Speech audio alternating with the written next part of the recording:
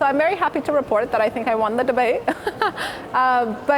So this session was really a debate about whether, as a field, we're ready to replace morphology by flow cytometry in the surveillance of patients with acute myeloid leukemia.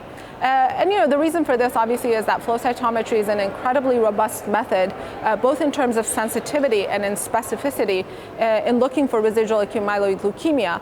However, there are still limitations in flow cytometry, including sample adequacy, including certain phenotypes that are not very conducive to phenotypic characterization by flow cytometry, where I think morphology still has a role.